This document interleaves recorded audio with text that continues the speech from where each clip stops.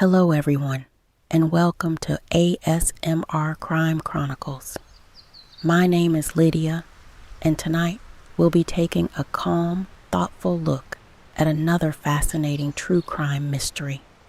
Before we begin, I'd like to remind everyone that the cases discussed on this channel involve real people and real families.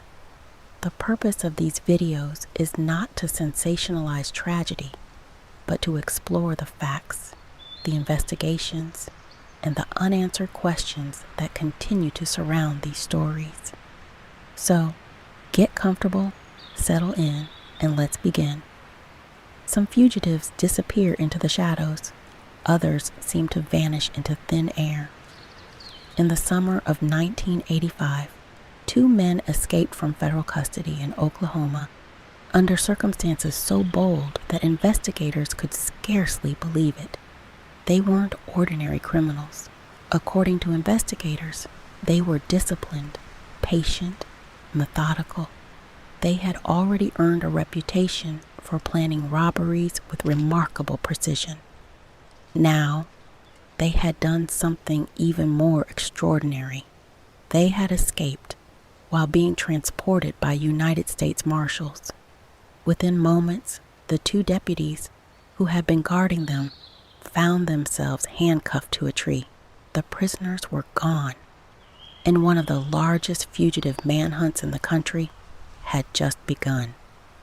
For the next 18 months, Terry Lee Connor and Joseph Dougherty would remain one step ahead of authorities. They would become two of the FBI's 10 most wanted fugitives. Investigators across the country would search for them. Banks would be placed on alert. And every new lead raised the same question. Where would they strike next? Tonight, we'll explore the remarkable story of Terry Lee Connor and Joseph Dougherty, two men whose careful planning, dramatic escape, and nationwide manhunt made them among the most infamous fugitives of the 1980s.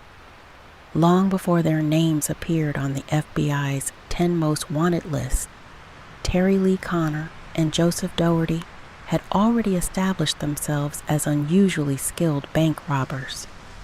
Investigators would later describe them as calm, intelligent, and exceptionally well prepared. Unlike many bank robbers who relied on speed or intimidation alone, Connor and Dougherty approached each robbery with careful planning. They studied their targets, they observed routines, and they looked for opportunities that other criminals might overlook. Their method was both unusual and highly effective. Rather than entering a bank during business hours and demanding money, they focused on the people who controlled access to the vault. According to investigators, the pair would identify a bank manager, learn where that person lived, and then take the manager, and sometimes members of the manager's family, hostage the night before the robbery. The following morning, under the robbers' control, the manager would return to the bank and open the vault. Because the robbers already had access before customers arrived, they could leave with enormous sums of money while avoiding the chaos of a traditional bank robbery. The technique was so distinctive that investigators gave them a nickname, the Sleepover Bank Robbers. Over time, authorities linked the pair to multiple robberies across several western states. The total amount stolen was estimated to be more than $1 million. Each successful robbery demonstrated the same careful preparation, the same patience, the same attention to detail. But no matter how well planned the crimes were, investigators continued closing in. Eventually, both men were arrested and held on federal charges. For most people, that would have marked the end of the story. Instead, it became the beginning of something even more extraordinary. Because while awaiting trial in Oklahoma, Connor and Dougherty began planning an escape that would surprise even experienced law enforcement officers, and one that would launch one of the most extensive fugitive investigations of the decade. By the summer of 1985, Terry Lee Connor and Joseph Dougherty were awaiting trial in Oklahoma on federal charges. Their days were carefully controlled. They were transported under guard. Their movements were monitored, and to those responsible for their custody, it likely seemed that the two men had little chance of escaping. But appearances can be deceiving. Investigators would later conclude that Connor and Dougherty had carefully observed every aspect of their transportation. They paid attention to routines, to procedures, and to the small details that many people overlook. Those observations would soon become the foundation of an extraordinary escape. On the morning of July 24th, 1985, two United States Marshals were transporting Connor and Dougherty. It was intended to be a routine transfer. Nothing about the journey initially suggested that anything was unusual. Then, without warning, the situation changed. According to investigators, the prisoners managed to overpower the two deputies. The confrontation happened quickly. Within moments, the marshals found themselves disarmed and restrained. Rather than harming the deputies further, Connor and Dougherty reportedly handcuffed them to a tree before fleeing the scene. The escape stunned law enforcement. Here were two federal prisoners who had managed to overpower trained officers and disappear in a matter of minutes. By the time additional help arrived, they were already gone. Investigators immediately launched an intensive search. Roadblocks were established. Nearby communities were alerted. Descriptions of the fugitives were distributed across the country. As the hours passed with no sign of either man, concern continued to grow. Authorities knew they were searching for two experienced criminals who had already demonstrated remarkable patience and planning. If Connor and Dougherty had prepared for this escape as carefully as investigators suspected, they could already be hundreds of miles away. The search quickly expanded beyond Oklahoma.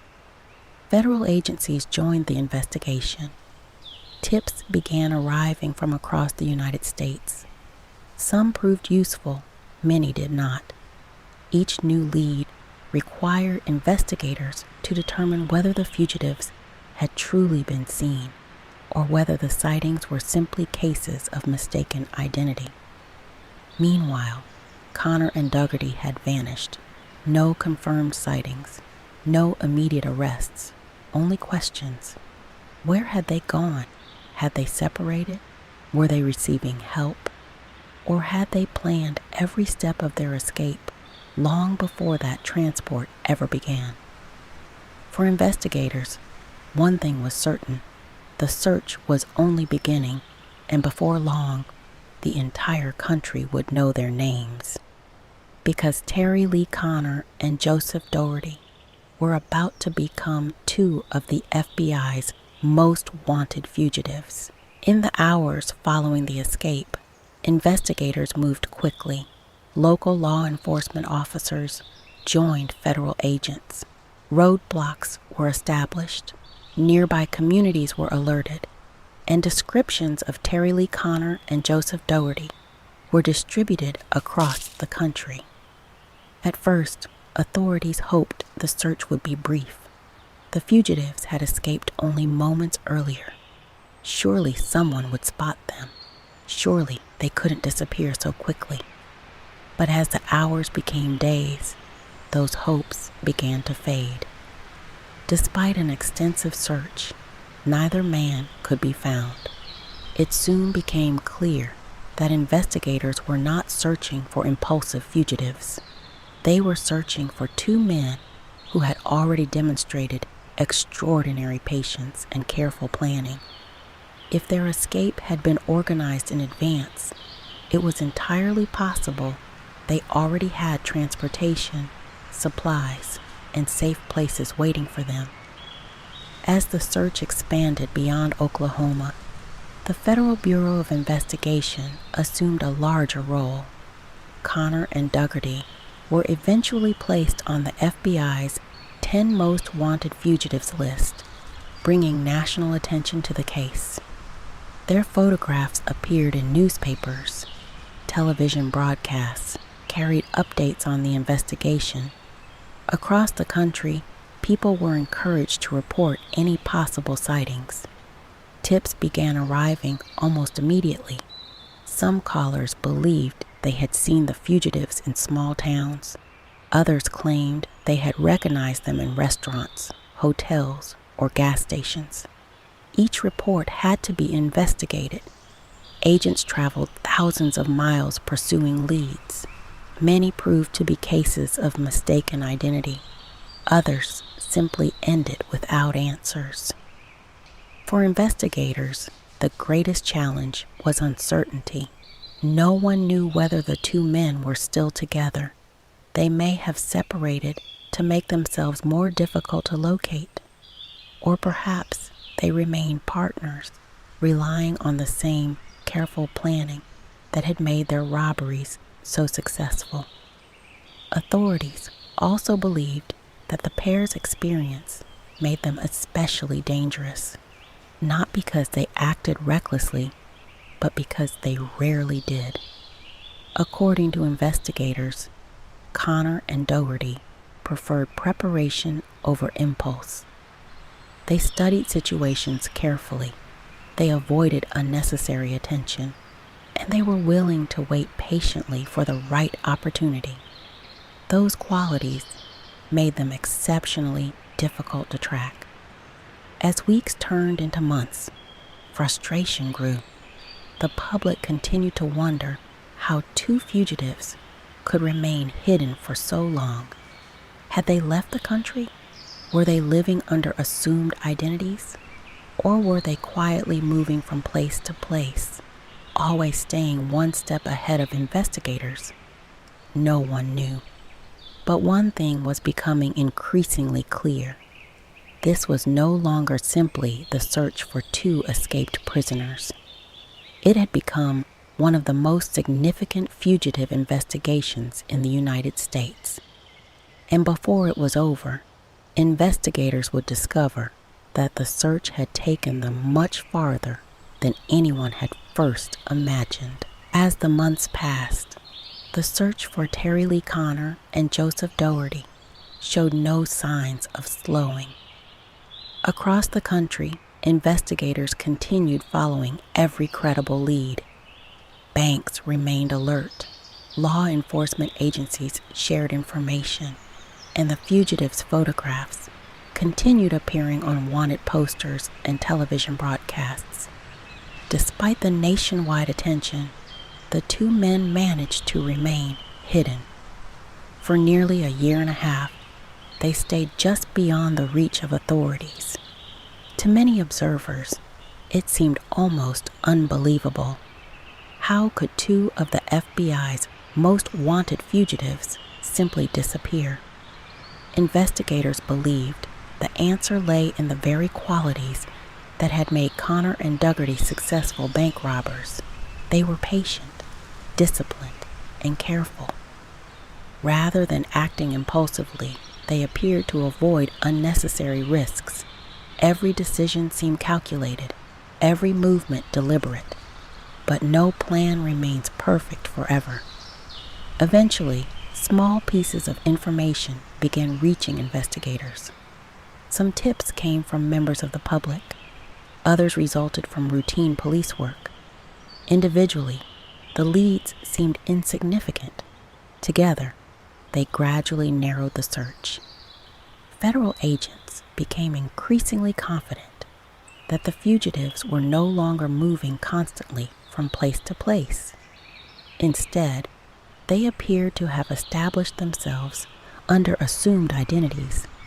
attempting to blend quietly into everyday life. The strategy had worked for months, but maintaining a false identity is never easy. Every interaction carries risk. Every document leaves a trail. Every mistake creates an opportunity. As investigators continued comparing reports from multiple jurisdictions, the picture slowly became clearer. Then, after nearly 18 months on the run, the breakthrough finally came. Authorities located Joseph Dougherty. His arrest brought an end to one half of the partnership that had frustrated investigators for so long. Yet the story was not over. Terry Lee Connor remained at large. The search continued. Investigators knew that without his longtime partner, Connor would now be operating alone. Would that make him more difficult to find? Or would isolation finally force the mistake investigators had been waiting for? The answer would come sooner than anyone expected, not through a dramatic shootout, not through a high-speed chase, but through the steady, methodical work of investigators who had refused to give up. One by one, the pieces of the puzzle were falling into place. And after 18 months of uncertainty, the end of the manhunt was finally within reach. For 18 months, Terry Lee Connor and Joseph Dougherty had remained among the most sought-after fugitives in the United States. Investigators had pursued thousands of leads. Their photographs had appeared in newspapers across the country. Television broadcasts regularly featured updates on the search. And yet, for more than a year, the two men had managed to stay just beyond the reach of law enforcement. Eventually, however, even the most carefully constructed plans began to unravel.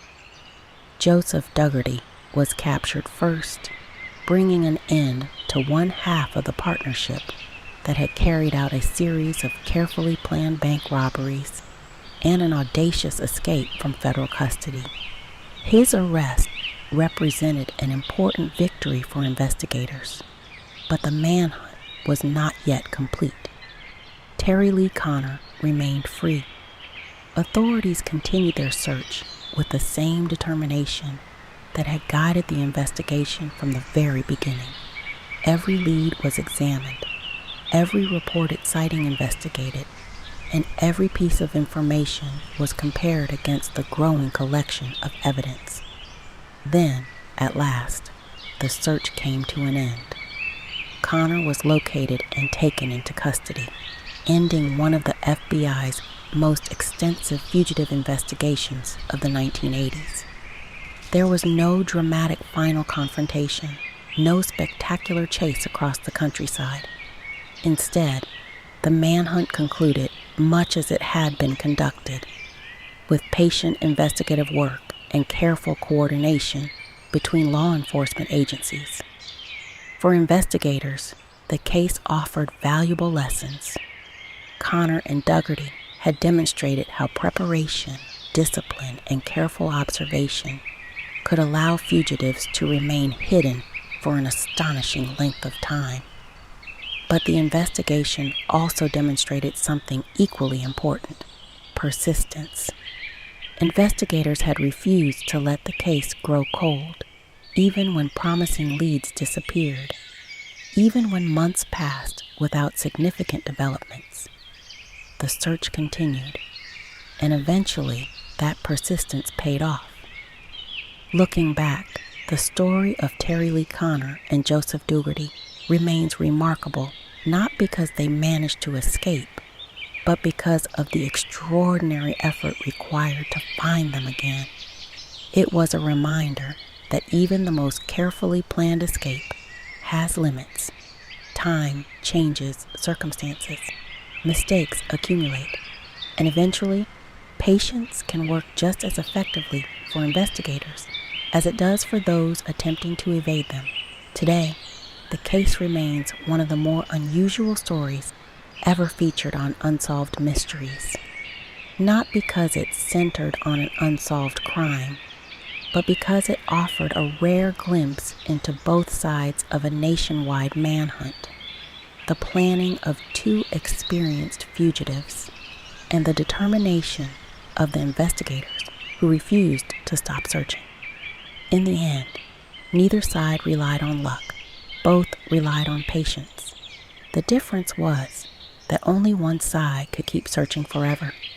Thank you for joining me for this episode of ASMR Crime Chronicles. As always, I'd like to remind everyone that the stories we discuss involve real people and real families, and they deserve to be remembered with dignity and respect. If you enjoyed this episode, please consider liking, subscribing, and returning for future cases as we continue to explore mysteries, disappearances, and the investigations that surround them. Until next time, thank you for listening and good night.